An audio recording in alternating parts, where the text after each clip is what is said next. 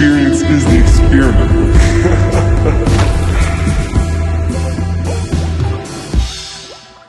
Today's guest is a singer, songwriter, and artist who hails from New York City, but has since made her way to Los Angeles, California.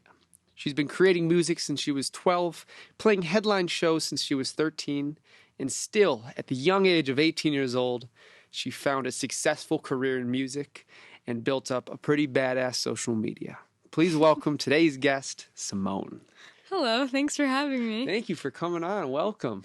I'm glad we got to make this happen. Yeah, I'm glad I can be here with your dog tonight. She's a sweetheart. I'm having a great time already. She's definitely a studio pup, to say the least. She's so sweet. She's just like nestled into my lap. It's really endearing. She'll either be sweet the whole time or she'll hear something and go crazy at some point, but Time will tell. yeah, hey, she's a dog. It'd be weirder if a not dog did it. Right, true. She's So, allowed. First of all, I wanted to say the way that you hit me up, right? It wasn't Yeah. a manager, nobody else. 50 times more professional than most people. It felt like it was written from somebody who's 30 years into the industry, like just knew their shit. You were consistent. You didn't let me fuck off at all, which was awesome because some people just forget, and I have a million things I'm doing and I forget. So first of all, thank you for being consistent. Thank you for hitting me up, and I'm glad we got to make this happen. Thanks for answering me. Yeah, I mean, I feel like it's kind of 50-50 if someone responds to an email from a girl that's like, hey, I'm 18, like I want to be on your podcast, I make music. It's like, we'll see who wants to respond, but I don't know, that's kind of what I've been doing like recently, because again, like I don't have management or right now, and I'm just kind of doing my thing, and like luckily people have been responsive of it, which is very nice. And the only time I don't answer is if I forget or if I don't see it. I try to answer everything, even if it's a no. Yeah. I want to let the person know and let them know to please reach out again and give it another shot. That it's just not right now. That's all. Yeah. But this was a yes. Yeah. And now you're here. I personally actually I prefer the like non-answer than the no. I'm like someone who's like, just don't answer. I can't take the no. I'm like, I think I'm the same way, to be honest. But I also, my reason behind answering isn't because I want to tell them no. Mm-hmm. It's because I want to tell them, please, when you make more music, send me it. Right. Like, I want to give people another chance. I know so many people who didn't have it and then did. Yeah. And just had to grow into it. And if you asked me 3 years ago, I was ready and the best. And now I know that was not the case. Yeah. A lot of people at 18 don't have the ability to function in a way that is more professional than half the industry. That's tough. And I really appreciate the consistency and people who know they deserve the spot and they take it. Thank you. Yeah. I mean, that's something that I've always felt like, not to be like, oh, I was born in the wrong generation, but I definitely feel like I've always felt older than I was. Like, totally. I've definitely a lot of my closest friends are older than me. Very close with my parents, like they're my best friends, and like most of the people, especially being in LA and doing music, most of the people I'm surrounded with are like sometimes 2 times my age, and like that's what I'm surrounded by, and it's like I've just kind of felt that like I've kind of I almost don't like bringing up my age because it's almost irrelevant to me. It's like I'm just trying to make music, and like totally. I think and also I think it's because I started so young that it's like it already feels like I've done this for so long that it's like have. Yeah. I don't think it's about the years that you are old. It's about the years that you've put into the craft. Mm-hmm. Yeah. 10,000 hours is so easy to say, but if you're 42 years old and you're just starting, you've got to start those 10,000 hours. Right. You've clearly put in the work. You were making music at 12 years old. And from what I'm hearing now at 18 years old, I'm sure the music at 12 years old was actual music versus like me saying I did music at 12 was like, no, it wasn't. I mean, my parents would be like, yes, it was amazing. To me, it's like, I look back and I'm like, how did people even like sit and like watch me perform at this age? It's totally. Like embarrassing. And like, I would have shows when I was 13, I'd play like hour shows, and like the people that would come was like family and friends. And sometimes I'm like, how like did they sit through this? I mean, I think it's like obviously very different when you're that age and like people are watching you and like, you were doing this when you were 13, like that was impressive. But I think when you grow, you look back and you're like, wow, like that was, you it's hard to look back on yourself sometimes. But I do feel like if I wasn't writing real songs, my parents wouldn't have been as supportive of what I was doing. They definitely saw something that was like, okay, you got to pursue this. Like, totally. I'm going to take you to Nashville and we're going to do an open mic and we're going to book these gigs and we're going to do this. Like, they were like, they saw something in me. And I think, luckily, like, it felt like other people did too. And like, that was, that was very, very kind. And, Were your parents, wow, Luna is she loves eating up the love.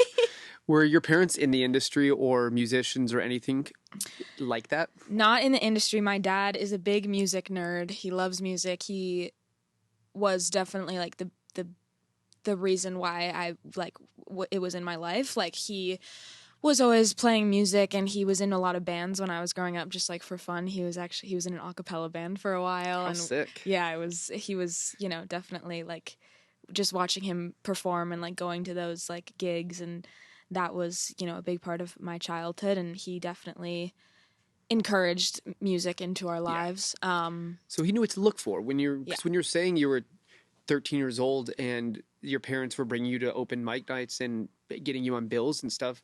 If I was the greatest musician at 13, my parents wouldn't have fucking known what to do with me. They just did not have that knowledge behind them. And having parents that have the understanding of what it takes to start getting your feet wet in the industry is so awesome. And so, I mean, that's such a blessing. We were definitely kind of looking at other people's careers and kind of emulating that. Cause again, like my parents didn't have experience with that. And like, I think from my perspective, I've always been like a really big Taylor Swift fan. And like, especially when I was like 13, 14, when I was first getting into music, she was a big reason why. So I was like, okay, what did she do when she was first starting and how can I do that? And it was like, go to Nashville, play at these gigs, whatever. And then we kind of just went from there, where it was like seeing what my favorite artists did when they were starting. And it was just like writing a lot, playing as many shows as you can. And that's kind of where we went, is like, just kind of that's all we knew, was like what other artists we liked were doing. So my girlfriend is a phenomenal songwriter and singer and grew up on Taylor Swift in that same sort of like singer-songwriter world. Yeah. And she, when she was in high school, was playing shows and doing that same sort of thing. And it's interesting seeing somebody who had not only the support, because I had support for sure, but not the understanding and the wherewithal to understand how to push forward and actually start the industry. And it's such a leg up if you have the talent, of course, because I know a lot of people that started at 13 and they're just as good as they were then now. And that's just part of it. But clearly your parents saw that you were good already and you wanted it and you loved it and there's room to become amazing. Yeah. Because I don't know if you can be amazing at 12 because you haven't grown up yet. But if you're good at 12, you have a really good chance of being amazing if you want it and work for it. Yeah, I mean, a huge part of it was like having people around me that believed in me, and like, the songs I was writing were like, I hadn't lived a lot of life yet. I was like very much writing about things I'd seen on TV or like crushes I had on celebrities and things like that. And it wasn't like, it wasn't real. And then I remember like my parents tell this story all the time. I think I was like 11 or 12 and I was really struggling with depression at that age. And I remember writing my first song about that, and it was called Contagious. It was like one of the first real songs I'd ever written. And I remember like playing it for my parents, and then my parents tell me all the time that when I left the room, they looked at each other and they were like, oh my God, like that was crazy. Because it was the first time I'd kind of written something that actually was like digging deep into like what I was actually feeling and being like, let me actually like write something that, it means something, and like that I'm going through, and that isn't, that just means something to me. And so I think that moment for me also was big, because it was like, oh, I can do this. Like I can like use this as kind of this like cathartic like like get through stuff and to understand myself better. And once I kind of unlocked that, I was like, I'm going to do this all the time. Like, this is really awesome. You Like, found the utility behind it. yeah. You found how it's not only emotionally exciting, but it's like emotionally supportive. Yeah. And it can be the therapist. It can be the Yeah. all these different things. And not only that, now you being where you are now, your music can then help somebody else who's in that same place, who looks up to you in the same way that you did Taylor Swift or whatever. Like, it's such a cyclical sort of thing. It's a waterfall. You give a little, and a lot of people can take from it. Yeah. And it's just, it's really cool that what you are doing and what you are building for your life is building a cathartic moment for other people, Thank while you for also saying that. taking that out of for yourself. Yeah. Yeah. I mean, that's definitely been like a really special thing about all of this. Like, obviously I'm still very, very, very early into my career, but even the like occasional messages I'll get or people come up to me like at shows and stuff and I remember actually the other day there was like this girl that made a video on TikTok that was like her top songs of October or whatever, and it was like 10 songs, and the first like she was going from 10 to 1, and the first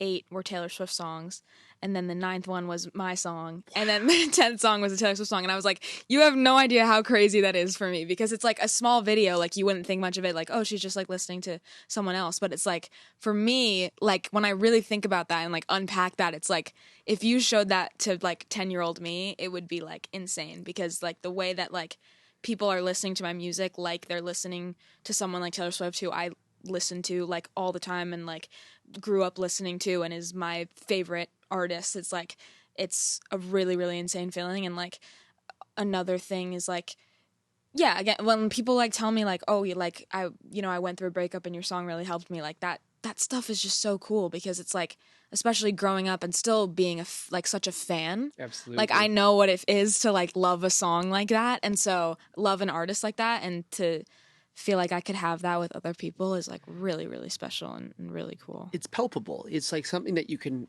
hold the feeling, you know, when you get that message. And the podcast I did before this, we were talking about something similar, where there's a validation part of this, where we all want to act like we're not doing this for ourselves at all. But at the end of the day, you should be doing this at least partially for yourself. Yeah. If this doesn't feel useful and helpful and amazing and beautiful, then either shift and find a way to make it that, or you're not in the right place, and that's completely fine. And that goes for everything in life.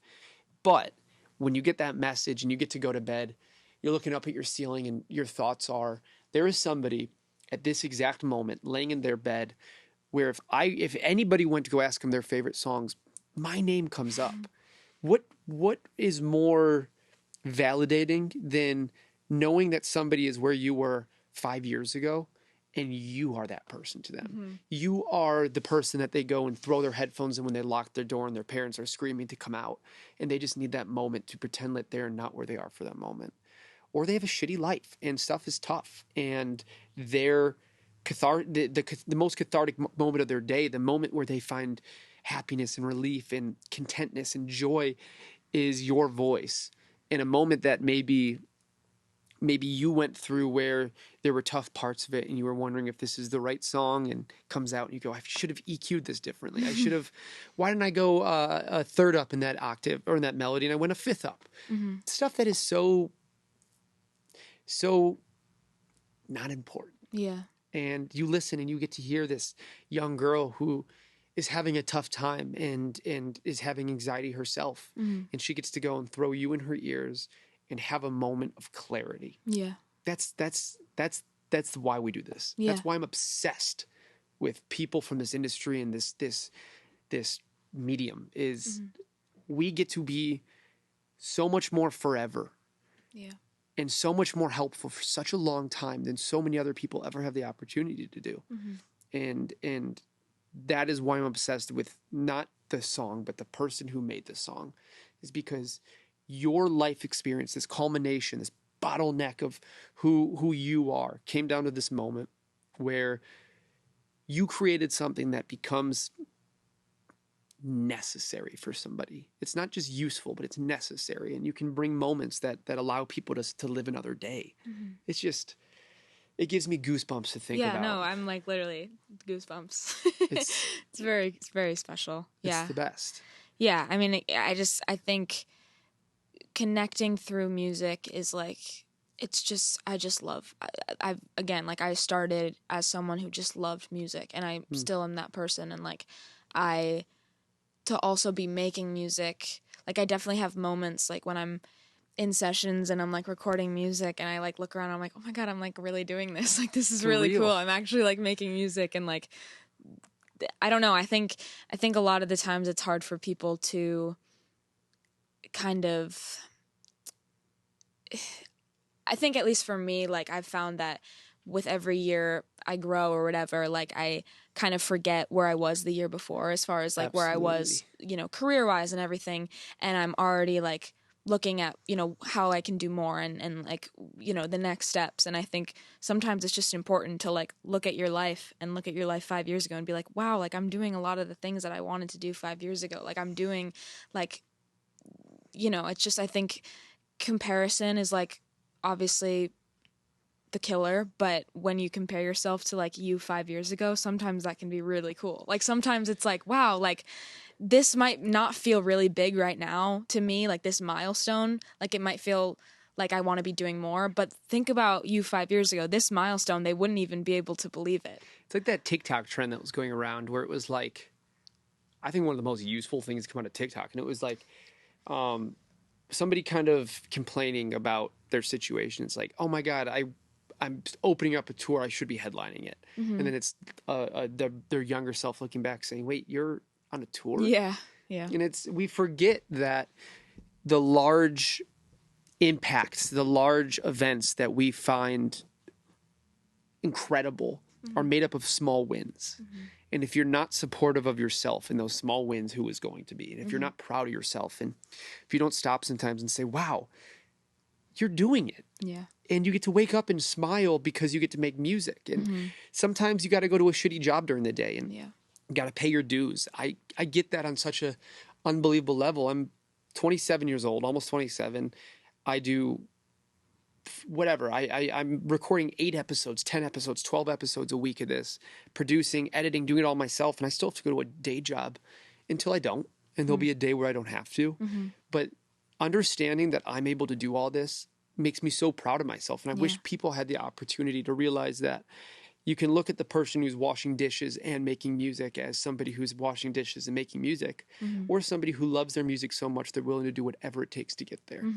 And it's, who do you want to be? Jack Johnson, who's one of my favorite artists, released this dual album where he explains every song.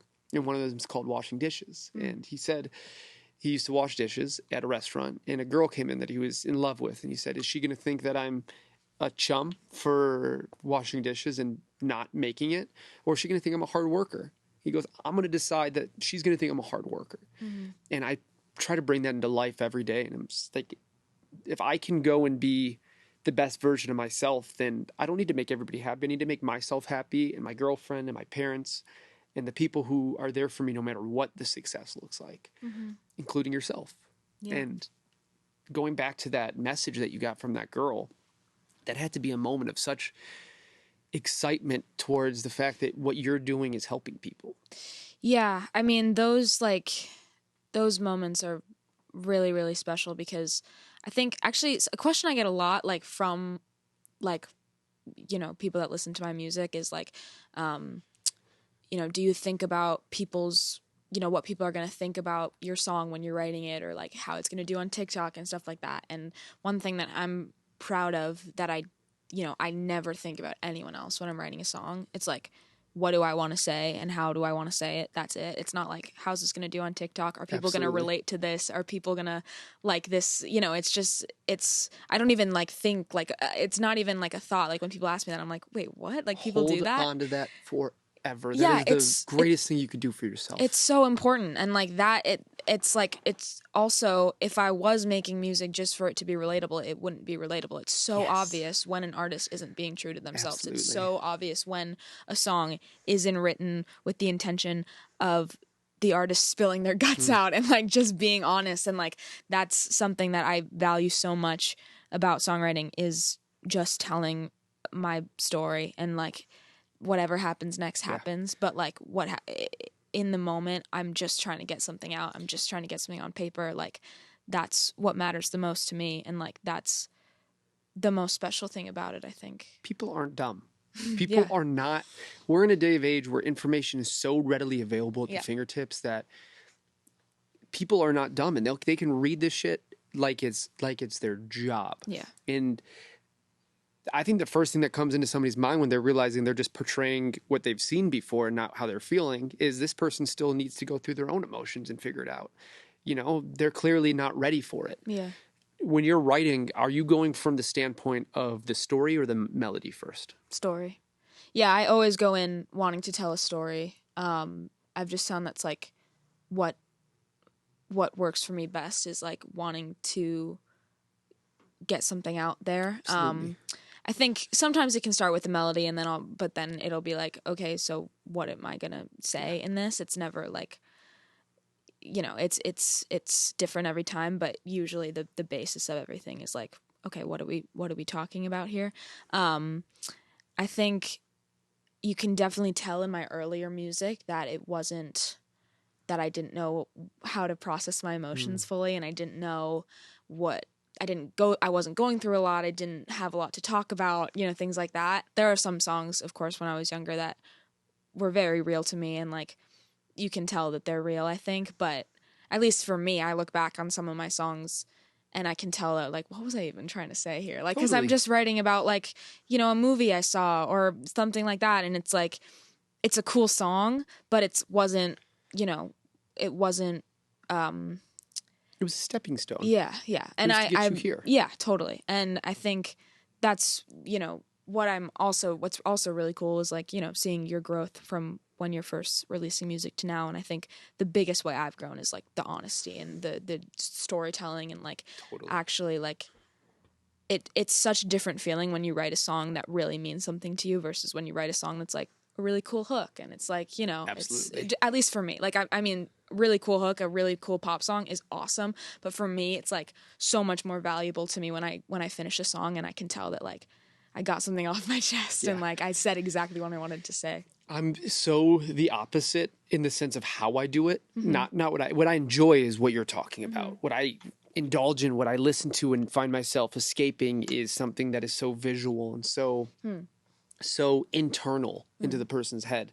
When I'm writing, I'm learning for sure. I don't have the ability though, but when I listen to a song, I can tell you the bass line, I can tell you the drum groove, I can tell you where they were using ghost notes on the snare, but I can't tell you a single lyric. Wow. And then my girlfriend is the opposite, and she'll listen to a song and she'll tell you what color the bark was on the tree they were talking about and what the person was doing while they were feeling and like all these different things. And I have so much respect for that because for me, that's the hardest part of this art is how do I convey legitimate, accurate emotion in a way that other people can digest it and feel it and live in it without having to think. It's this automatic, it's like when you go to read a book, you're not thinking about reading the book.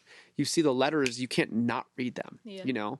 And from your music and hers and all these people whose music I really, really enjoy and respect, it's this automatic feeling of I understand what they're saying versus having to find it and weave their way through. And Taylor is the same way. Yeah. And I don't know. I think there's a way to do both and to allow people that fun, funky hook or whatever it is and dance or what that feeling while also downloading information that is going to be useful to their daily life. Yeah. I think, or some people are like, yeah, I just like pay attention to the groove or the melody. Like everyone is different. For me, it's always been the lyrics, but I also love songs that like, I don't even know what they're saying. Like, I don't care. It's just like a fun song. And that's like what's fun about music too, is like, it doesn't have to mean something every time, but I do like, my main thing is like, has always been the lyrics, but it's also like even if the lyrics are really strong and the songwriting is really strong, it doesn't mean every other aspect doesn't matter just as much. I think like it's kind of like, there's a word for it. There's a music school word for it. That's like when all things go together. I don't know if someone knows. I don't know the word, but it's like cohesive. There's like a really specific word that I learned when I did like a camp at Berkeley, and like there was like a If you know the word, comment below. it's a word where all like the production, the everything, like it goes together, and that's you learn that when you go to school. It's like that's what makes a song. Fuck, I really wish I knew the word. We'll figure it out. I'm sure 5 minutes once we end. Yeah, I'm gonna look it up and then I'll. So right now you're at a place where you're finding your footing. You're pushing your way into the industry. You're making the room that you deserve. What is next? What do you hope to see in the next couple of years? I mean, you're still so young and have so much room to find the world, and new experiences and growth and all this stuff. Where do you want to see yourself in the next couple of years? I want to be performing as much as I can. That's something I've been doing a lot more this year.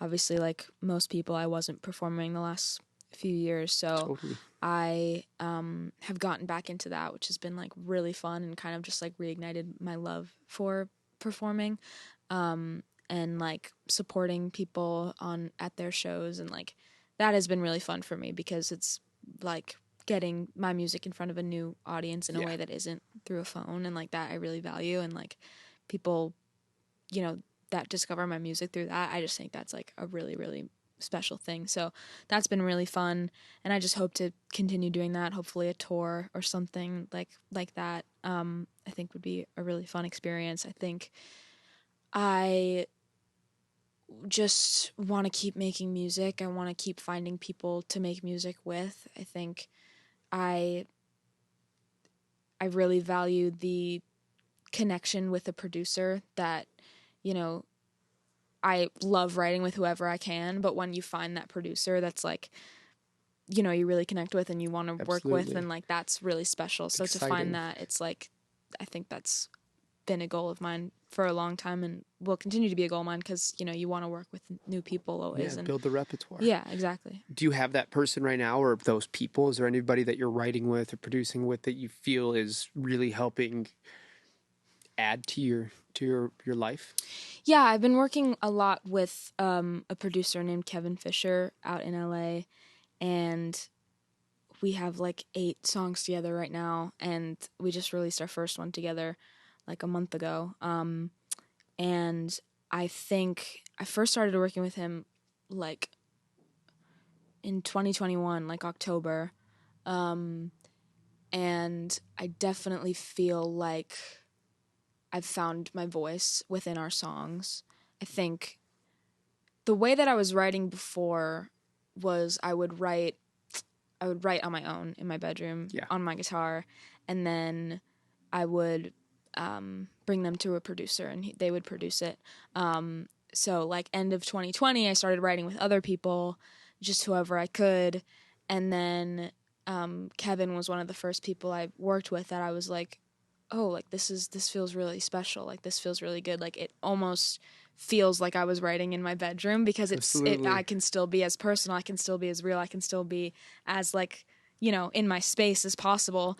And so that's been really great. And I definitely feel like our songs, like it's still me. Like there was nothing about it that like became someone else. It's still as authentic as it can be. I think it's more authentic even because I've found my voice more and I've found what I want to say more. And so to have that has been really special. There's also a producer in New York named Lisa who I've worked with a ton, and she's just also someone that I really love working with because it just feels like you're working with a friend, and like that's natural. Really special. Yeah, very natural. It doesn't feel like, oh, are we going to write a good song today? Like, I don't know. Like, I'm nervous. Like, I would do it. Are they going to like me? Like, is this going to, like, whatever. It's just like easy. And it's like, it's no pressure. And it's like, it's just fun. The threshold is lower with people. Yeah. Like there's some people where you got to find I think a lot of people, anybody, you got to find your way first. And I'm sure the first session with all these people, there was a moment of trying to figure it out and then it clicks. Yeah. Is there a certain way you go about your writing? Like, is there a way you start? Is there a kind of a structure to it?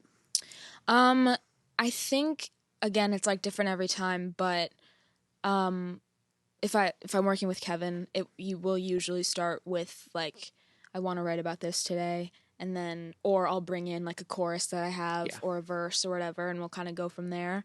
But what I've found works best when I'm working with a producer and I'm not writing by myself is like that, you know, I'm still writing the lyrics by myself, and I'm still kind of, you know, doing all of that like in my corner, like on my phone, and like doing that. And then, you know, the great thing is like if I'm stuck on something, or if I'm like, is this good? They're there to be like, how about we fix this, or how about we do this different melody? And like that's really, really helpful, and I think has helped me grow tremendously. But the lyrics are still mine, and that is so important to me. Like I found it very hard to connect with a songwriter because it's so hard to get into my brain, I think, and to find exactly what I want to say. Just because I'm so particular about my lyrics. It's oh my God. Like, that was terrible. It's tough to tell somebody how to tell your experience. Yes. And I'm also like, I'm a really shy person. Like, I'm just like, I mean, I'm on a podcast talking, so it doesn't feel like that, but I'm like a very, very socially anxious person. And so to get into a room with a stranger and be like, this is what's going on in my life, like, let me spill all my trauma to you. Like, that is a very weird thing to do. And it's like, it's hard. It's hard. It's fucking tough. I get it. I'm as outward and outgoing as I am. I'm a ridiculously anxious person and very, very socially anxious. Really good actor. Really good at pretending I'm not that person in the room. Me too. But I am. And it's become more apparent the past few years. And having, obviously, solitude based on the past few years really shows me what I'm afraid of. But there is that thing when you're writing that it is so intimate and so personal that if it doesn't feel fully accurate to your story, it's really tough to keep going and feel excited about it. Yeah. I feel like our job, or the job of somebody in this industry, or I shouldn't say that as a general thing, but what I'd like to think is that our job is to become, to build the situation to be the most vulnerable person you can be. And there's a lot of blocks that you have to put up to make that space, whether that's the actual physical surroundings, whether that's the people you're with, whether that's the community of similar situations you've gone through, whatever it is. It's really tough. And I'm curious, do you have any practices that allow you, when you get in a room, to kind of open up to somebody? Do you have something that you like to tell them first? Is there like, how do you do it? What does it look like for you? I mean, I can usually tell like right away if I connect with someone. It's a very easy, like if I feel comfortable with someone, whatever, it's like I can kind of sense that right away. Absolutely. And if I do feel comfortable with someone, it's much easier for me to be like, oh yeah, this is what's going on. Like I kind of wanted to write about this, whatever. I've also found that helps to like have a woman in the room, because that is very like comforting for me. Absolutely. Especially in writing. Like I just, again, it's like a weird situation. You're meeting a stranger, you're writing a song. It's so normal, and it's so consistent in this industry. It's just like having that checkpoint with you that kind of brings home. Yeah. I don't think that's weird at all. Yeah. I mean, I that definitely helps. And also like, I mean, it's also just like therapy, like talking about it through then. And like, I mean, that was like years and years of therapy, was like, how do I talk to people? Like I literally had to learn how to talk to strangers, and like, I just wouldn't do it when I was younger. I like would have my parents speak for me. Like that just wasn't, like, I remember I started recording music when I was 13, and I didn't know how to talk to a producer, and my dad would deliver my notes to the producer because I didn't know what I was saying. I was like, Dad, I don't think I like this. And he was like, okay, let's, like, he was there every session, working through it, speaking for me, because I didn't know what I was doing. And that was like something I really, really had to work on, like up until like a year ago, was like just like giving notes and like telling people, like just being honest and talking. Like that was something that I didn't know how to do. And the funny thing is, that's so normal in this industry, and it's so not talked about. Like, I've been in sessions where the 6'5" dude who's got face tats and is ripped and is the big man is the most freaked out, scared person in the room. They're just not allowed to act like it. You know, there's a stigma. And I think people forget that this industry is made up of people who are so emotional and so vulnerable that they need this outlet to speak about it. Yeah. That's all of us. That's all. There's a version of that, even if the person doesn't seem like it. Yeah. And getting through that is really tough. And it's also a lot of people in this industry were the kid in the back of the class, were the people who had a really hard time connecting with their peers and becoming, you kind of feel this need to assimilate growing up so you don't feel left out. And we're not an assimilation type people, Yeah. we need to build our own path and be our own self. And, Yeah.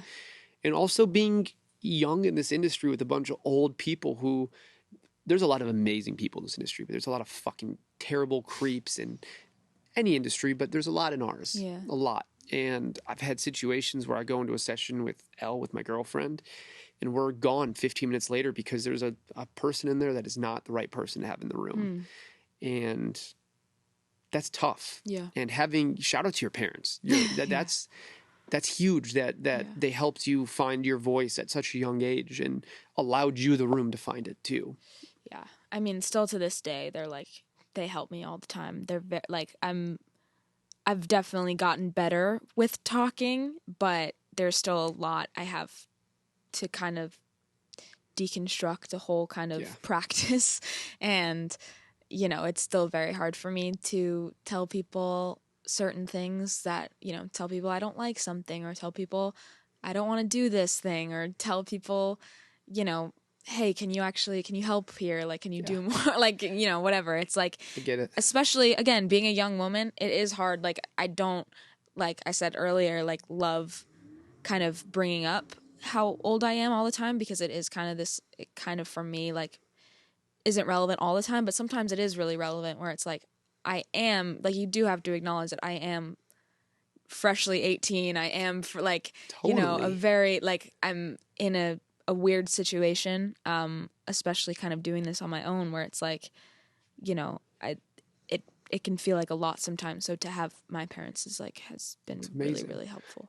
27 and my parents, I'm still the first people I call when I need something or when I can't speak my mind. Yeah. And that's so normal. And I'm very similar. I have a very tough time being aggressive is the wrong word, but sometimes being aggressive in the room, being the person who's speaking out and being like, I don't like that. Yeah. That doesn't tell my story. That's this or that's that. And that's brought me into a lot of weird places sometimes because I don't want to be the annoying person or the pushy person or something, but sometimes you got to be. Yeah. And having somebody to speak for you sometimes is necessary. Yeah. My girlfriend is so much better at being outward and being that person for me that it's nice having somebody with me who can help be my voice sometimes when I'm too afraid to. And hopefully she feels the same towards me. We've been together 7 years. I hope she does.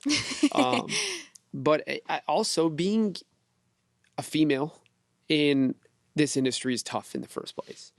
And the podcast I did before, we had a whole conversation about how most guys grow up with this aspect of their parents push them towards sports. Everything is team. Every kid is like this little boy. It's like the dad wants to put him on the baseball team, whether they are going to grow up to want it or not. It's this team mentality that's pushed in. And I feel like that kind of brings this aspect where men have this leg up where they're pushed into learning how to work with a team. And while it can be a leg up sometimes where there's a little bit more comfortability with a team or with a group of people, and that's obviously not everybody, but it's also at its downfall too, because everybody feels like they have to keep their mouth shut sometimes. And the people that I've realized are the best at speaking up once they feel comfortable with it are always the women, and they're always speaking for themselves and not trying to do something for to make sure everybody likes them in the room. And I work with a lot of girls because of that, because if I'm in the room working on music with you, I want to be vulnerable. I want to be nice. I want to be sweet. I want everybody in the room to feel warm and loved and comfortable, because this is not a space for anything but that. And it's really tough. And I can't imagine being a 17 or 18-year-old girl in this industry without a manager and without all these things, and trying to go in a room with some guy who's had crazy, weird life experiences and have this different perspective. And it's got to be weird and tough. And I mad respect for the fact that you've been doing this and that you're making it happen. I mean, that's inspirational, to say the least. Thank you. Yeah, I don't know. I mean, I think it definitely, like, pushing myself to be more independent helps tremendously. Like, as, I love my parents more than anything. But, having them not be in the room with sessions and Absolutely. having them, like, not be at meetings and not be, that kind of stopped when I was 14, 15. And once I was, like, going into these rooms alone, it was like, I can do this. Like, I don't need to, like, Totally. it was like deconstructing this practice that was like, my parents will speak for me. Like, I don't need to say anything. I'm good. They're here. And you kind of have to separate yourself from that and just be like, you just have to learn how to be okay on your own. And it's Absolutely. like, it's like, when I was younger and my parents would, like, order for me at restaurants off of menus, and you just get so used to that, you don't even, You don't want to do it realize. yourself anymore. Yeah. So you just, because you're so used to it, and then you start going out alone and you're like, oh, I can, like, order alone, like, that's fine, like, I don't need my parents. It's just kind of like, it's like that. It's just, learning to be more independent and more, that you can speak for yourself. There's a weird dichotomy of having amazing families. I got very lucky. My two parents are the most supportive, beautiful, amazing people in the world, and I owe everything to them. With that, I had a really tough time not being comfortable and happy, and I had a really tough time having to understand what it's like being a starving musician and all that, and realizing that that's real, and that is part of this choice of being in this industry, is going through the highs and the lows. The highs are so high, the lows can be so low, and it really does take this sort of understanding of how to be an individual and how to be on your own to make this happen. And it's just weird because, like you were saying, your parents were you got so used to them helping you that it gets a little hard to transition out of that. Mm-hmm. I get that so much. I'm 26, 27, and I still have an issue with that. I'm still learning how to get out of there. Mm-hmm. And it's weird. It's really a weird dichotomy because you're so thankful and lucky to have such a great group of parents, but also it's really hard to understand how tough life can be sometimes too. Let's transition into your music for a second. Yeah. Tell me about the song that's coming out next. So I think the song that's coming out next, I'm not 100% sure, but I think the song that's coming out next is a song that I wrote with Kevin. Mm-hmm. And it was one of, I think the fourth song we made together, and it is very upbeat and very fun, and it's very pop, which is it was very scary for me at first to make this song. I can't even tell you how many times I was like, no, this song sucks, I'm never releasing it. I go back and forth hating this song and loving this song because of how pop it is, and how it's very clapping and whatever, which is so fun, and I love songs like that. It's kind of like my Shake It Off, it's kind of like that, and it's still such an honest song. It's real. It's the verses are very specific and a lot of words, and it's I'm very proud of the lyrics to this song, but I think sometimes it's just hard to kind of step out of your comfort zone and all of these things, but I do really love this song, and I think it's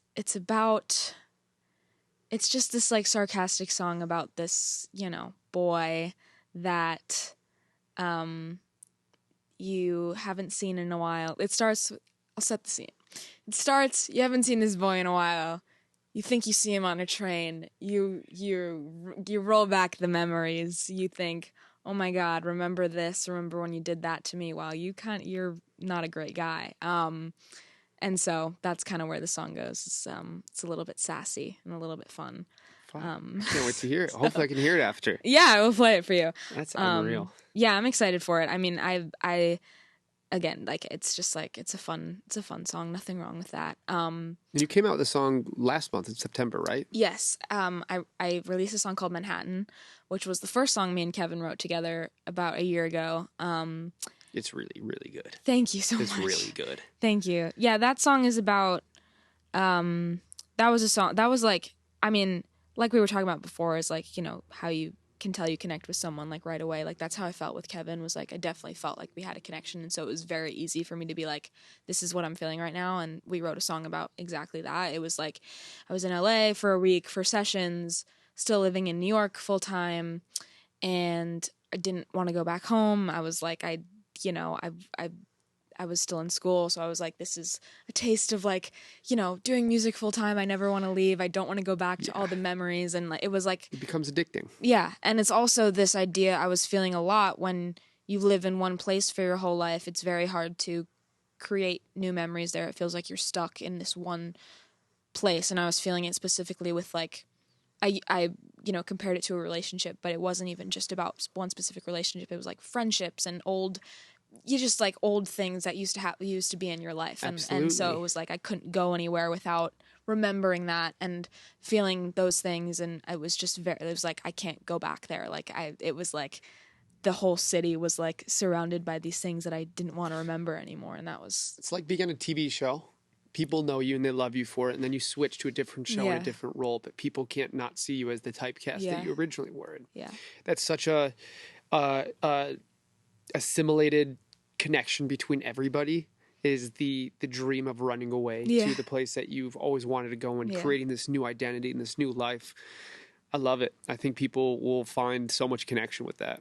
Thank you. Yeah, I mean, it was definitely like, I was definitely like one of those things where it's like, people say all the time, like, oh, just like run away and like forget about all my problems. But it's like one of those things where like, it's not just the city, it's everything, it's you're the problem. Like you got to deal with some shit and then maybe you should move. But it's part of the human experience. Yeah. It's like, the whole, like, I don't know. It was just a very, the hook is I'll never go back to Manhattan. And that was kind of the whole idea of the song was like, I can't see your apartment. I can't see this street we used to walk down. I can't go back to that city. It was like, ruined by you or whatever it is. And so, I am really proud of that song. And like, again, like writing that song with Kevin was like, I left that session and I was like, I just wrote exactly what I was feeling. That was so special. And I was like, we got to keep, like, we didn't have a session the next day and we booked it last minute. 'Cause I was like, we need to keep writing. And that was like, I love that feeling. We just kept writing. And that goosebump feeling that is the most powerful drug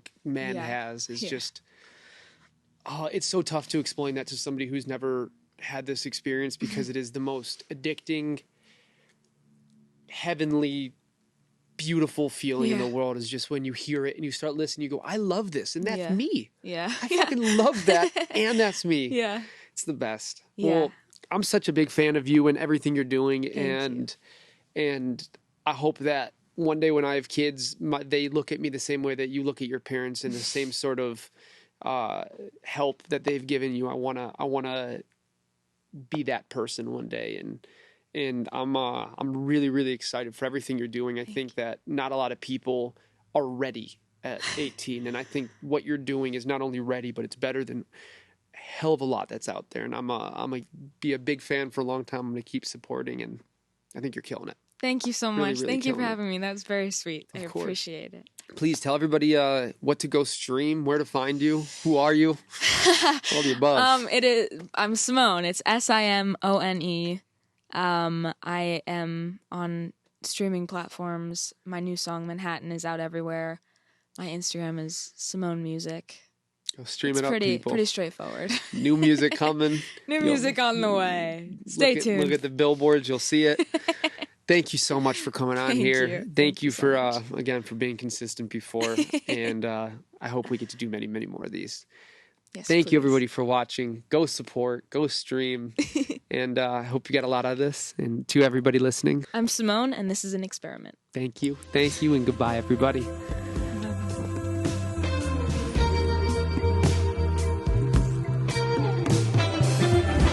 The experience is the experiment.